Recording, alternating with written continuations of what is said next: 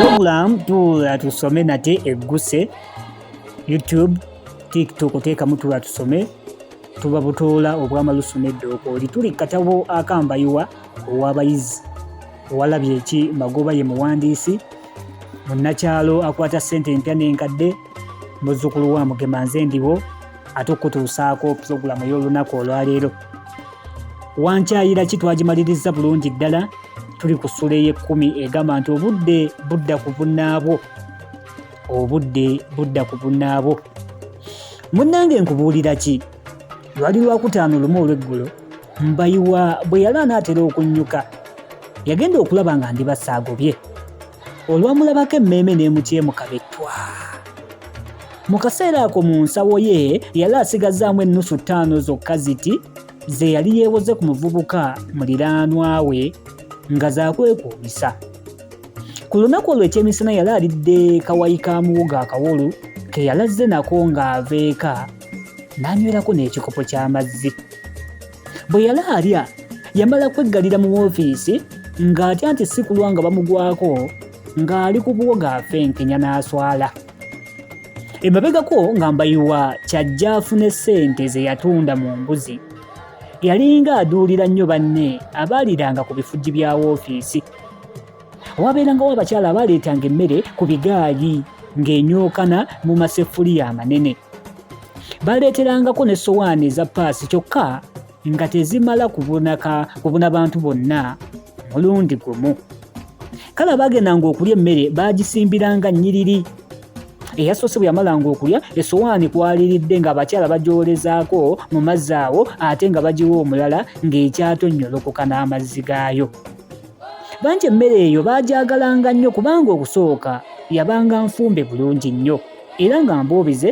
ng'erimu n'akawoowo ka kitalo anti yakuumwangako omuliro ku ssaawa nga 11 nga bukya nejjulwa ku ssaawa 6 mu ttuntu ate n'ekisinga byonna nti emmere eyo ng'egula omuwendo musaamusaamu okusinga ey'omuzi wooteeri ate nga yo nnyingi Mbayiwa bwe yalaba ndibassa mu kifo ky'okusanyuka ate yeeraliikirira bweraliikirizi ndibassa yatuuka n'okuyingira ssebo omunne ng'akyamutunuulidde butunuulizi kubanga yali abulidde mu ntuumu y'ebirowoozo nga yeewuunya ssente z'embuzi ate bwe zimuweddeko amangu atyo Mbayiwa eyali atandisizza ndibassa ku bulamu obwawo waggulu ennyo nga tayagala kumulaga nti kati wuuno akalidde anti nga talaba na ngeri gy'anaamukyakazaamu ndibassa kwe kubuuza nga yeewuunya nti Mbayiwa ate kati ng'ofuuse kirala tukyamalina kwaniriza bagenyi bajjawo kale Mbayiwa yasooka kusiriikiriramu katono ng'alowooza ate eky'okumulimba daaki yeekazaakaza nti anti munnange nga bwe nkulengedde ojja n'entunula ne ku kasusuko nga kamyusa okusinga n'endeku n'obumwabwo nga bukirako obw'ensumbi muli ne ndyoka mpulira nga ndinga akwota obuliro era nga saagala wabeewo kintu kyonna kintaataaganya wamma ggwe leero ommazeemu nzenna bw'atyo bwe yagezaako okulimba mu ngeri y'okwebikkirira ndibassa yeeyisaako nti nga lwaki okiina wanno otyo kyokka ddala muli yali agenderera kwongera kuwulira ono mwana munne bw'amuwaana obulungi bwe era teyasubwa anti Mbayiwa yeeyongera bweyongezi kunoganya nti ate nkukiinya eki ko ndibassa nti mukadde nno singa ondese maama nze nange kafenyera ebbuga lya labbisi baba bayita abalungi nga nange ndeeta embumi yange kale olwamala okubyogera n'atega amate awulire Mbayiwa byaddamu Mbayiwa yasituka busitusi ku ntebe n'agenda ayimirira ndibassa mu maaso n'amukwata ku bibegabega nga bw'amugamba nti leka naawe wattu kwevuma otyo nga nange mpulira oyagala kundwaza ko ndibassa yasooka n'aseka munaga nti Mbayiwa nga yanjuluza emikono gyombi eri ndibassa nti mazima mu bawala bonna be nalinda bye sirabanga yakuvuganya ndibassa munda ng'asanyuse nnyo so kungulu ng'alaalanga. N'addamu nti kale gwe weekiinire mukadde, ndaba abalenzi bwe mutyo. Kale Mbayiwa nga bw'amukwata mu kiwato nga bw'atuula naye ku ntebe y'emu era nga bw'amwenyamwenya n'agamba nti kale mwattu ebyogera tubireke mukwano. Ndibasa yakuubira ensinga era yeesigama ku kifuba kya Mbayiwa. Amangu ago Mbayiwa yatunulako ebweru n'asiba oluggi lwa woofiisi n'alyoka avumbagira Ndibasa n'amugwa mu kifuba era n'atandika okunywegera Ndibasa n'amaddu nga bw'awuukeera. Alo nno okuweekera bakufudde muze, ne luli baaweekeera ne ku luno baweekedde. Katonda wange. Kale pulogulaamu tuba tusome bwe tuli. Muzzukulu wa Mugema munnakyala akwata ssente empya n'enkadde nze ndiwo ng'omwanjuzi era omutesiteesi wa pulogulaamu eno tuli katabo aka Mbayiwa ow'abayizi kawandiikibwa mukadde waffe Walabye Ekimagoba. Mu kaseera ako ne Ndibasa yanywezezza nnyo Mbayiwa mu kifuba kye ekyali kibugujja n'okwagala nga tayagala kumuta. Ne Mbayiwa bw'atyo era baatwalira ddala akaseera akawera nga bali bwe batyo. Bwe baateŋŋana Mbayiwa n'atunula ku maaso ga Ndibasa agali gatangalijja era n'amatama ge nga mamegerevu. N'amugamba nti Ndibasa walungiwa era nkwagala nnyo. Bwe yamaliramu ebyo ate nga yazzeemu dda okumuwambaatira era nga bombi mu mibiri gyabwe bawulira akabugumo nga k'owulira akakasana ak'ekiseemerezi k'oyota ng'oyagala nnyo naddala ng'olimu olusujjasujja oba kale k'owulira ng'onaaba otuzza otwokerera ng'empewo nnyingi ebweru akabuguumiriza ako kentegeeza. Mulinjogerako nti nabasomera obutabo buno nenzira ne mukati neewogoma. Kale omuntu abasomera ebintu bwe bityo, omuntu awoomesa Oluganda nga nze asaana kukolerwaki bw'oba gwasasulira abakola emirimu egyo naddala egy'okujanjawaza olulimi lwaffe Oluganda. Munteeke mu ssaala Mukama ankuume ate nange mbasabira abankuumire tusigale ng'Oluganda tukyaluwanikira ddala gye luli ku ntikko mu pulogulaamu eno eyatuula tusome. Baali bakyetigoonyoola bwe batyo Ndibasa n'ajjukira nti bali mu woofiisi.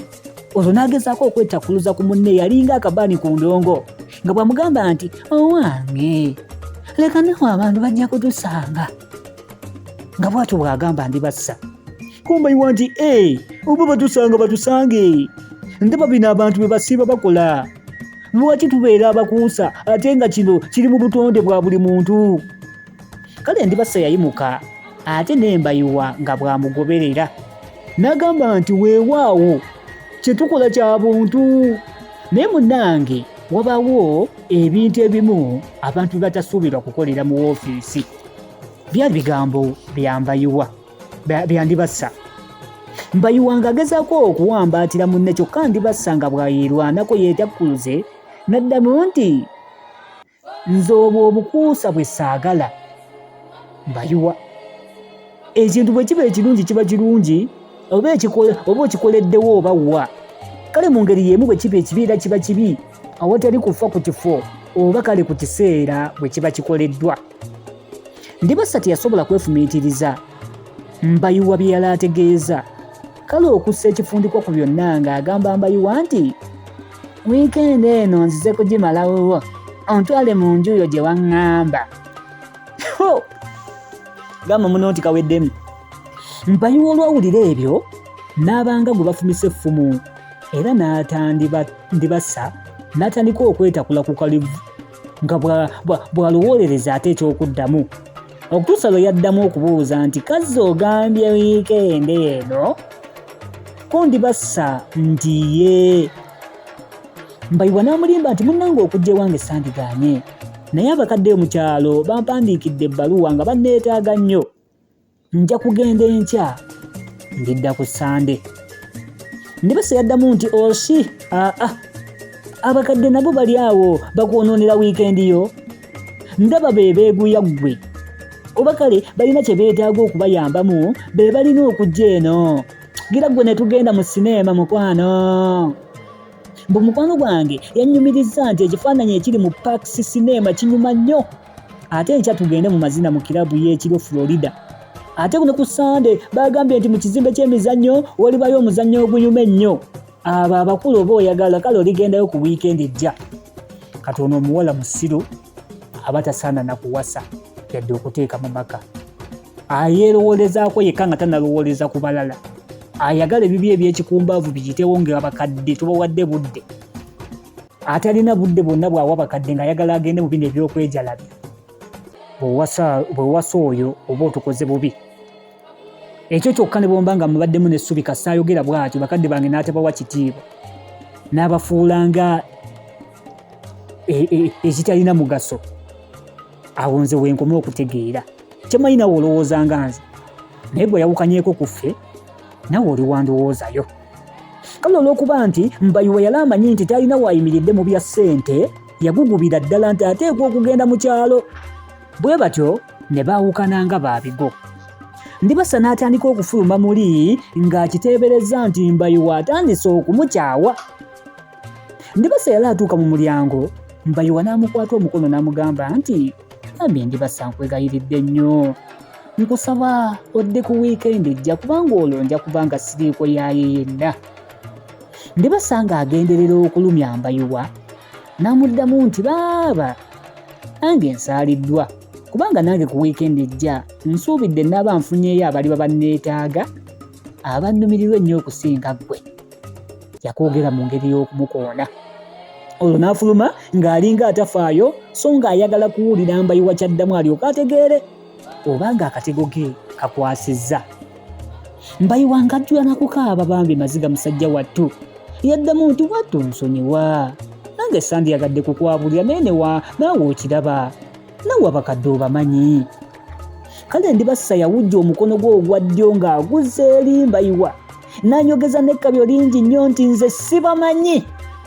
Ne yeekandagga n'agenda n'aleka Mbayiwa ng'alozooleredde. Puroguramu tuba tusome tukomyawo olunaku olwaleero Esuula weekomye.